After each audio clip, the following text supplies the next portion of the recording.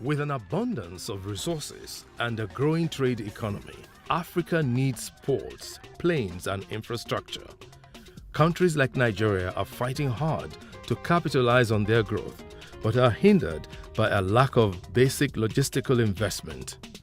Now, Nigeria and foreign investors are changing all of that, one free trade zone at a time.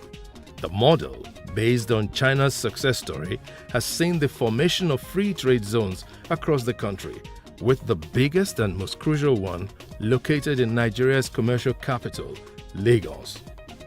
The Lekki Free Trade Zone is an ambitious project with the potential to transform Nigeria's economy, but it is still very much in development. It's a partnership between the Lagos State government and the Chinese consortium. That's the China Africa Lekki Investment Limited, CALIL. It's 60, they own 60, the majority shareholders, why we hold 40. It's a private sector driven venture. That is why you can see that the private sector partner is holding 60% while we hold 40. And there you have a number of companies producing basically for export, which is what a free zone is all about.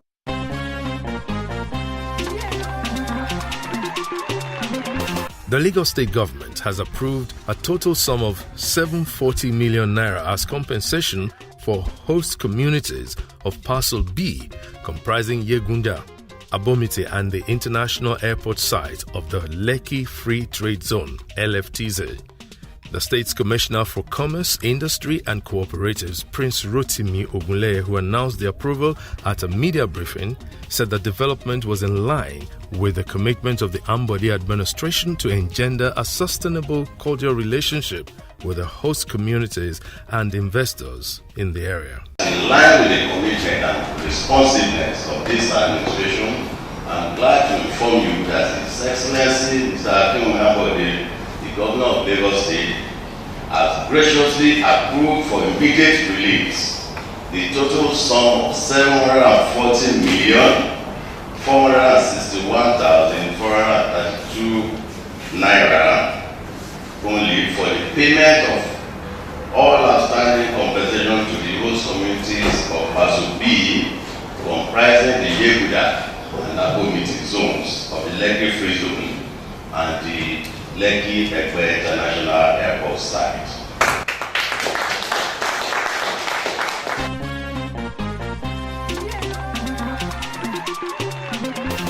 The key focus now is to make the zone viable for business and, more importantly, to set up an unprecedented suite of infrastructure that will make any logistics veteran giddy. Potentially, Lekki's deep sea port will be one of the most advanced in the world, and the area's sheer size will provide for warehouses storing millions and millions of trade wares. This is all in addition to a nearby refinery, which will ensure that the zone also becomes a hub for energy exports. I think that it's an incredible industrial undertaking, possibly the largest and the most ambitious on the continent today. You know, and it really is inspiring to see. Lagos is one state that's very, very investor friendly, and the governor himself, he has always been asking of what are the issues, and anytime we have issues, he sort out those issues immediately. But you see, this investment that we have, by the time that we finish, especially the gas pipeline, a state like Lagos can run without any interruption of power. It's as good as being in London. You'll not see any glimpse of power because we can supply power from here to anywhere. And that means quite a lot in doubling or tripling the GDP of Lagos. You know, so it will create a lot of economic activities. I mean, here really one of the issues that we'll have is, okay, how do we manage and even feed well over 60,000 people of the refinery alone, and also now fertilizer, the petrochemical. You're talking about almost something that, direct people working under the construction of over 100,000 people. That is enormous. But it's not even only the project that we're doing today. Our own is to be able to attract other investors. By the time that we are now here, you see that there will be a lot of people that will come and invest. Collectively, when you add what they want to invest, it might be as big or maybe bigger than our own. And that's the whole essence of being here in Lagos. But so what really, in a nutshell, what drags us here is that Lagos is investor-friendly state. Firstly, we want to thank Mr. President for allowing the Vice President to come and do a walking visit here on what we have been doing on this Lekki Free Trade Zone project.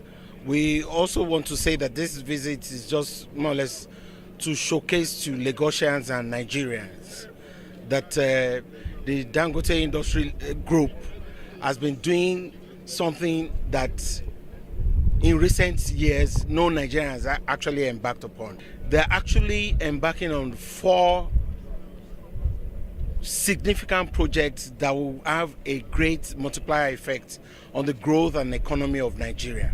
Firstly, there is a refinery project that is ongoing. Second, there is a petrochemical project that is also ongoing. There is a pipeline transfer project that brings gas all the way from Bonny down to Olokola and down to Lekki here. And then the 4th one is the fertilizer project, all in one location. So what this tells us is that Lagos is on an expansive growth on the east side of Lagos and also on the west side of Lagos. Apart from creating jobs, direct jobs created here is 135,000 people. Indirect jobs, 100,000 people. And the income that will be generated from here to the federal government, it's over $500 million in another 3 years from a single individual. So it's important that we understand the depth of what has happened here today by this visit, and also use it as a platform to encourage other investors that Lagos is on the rise.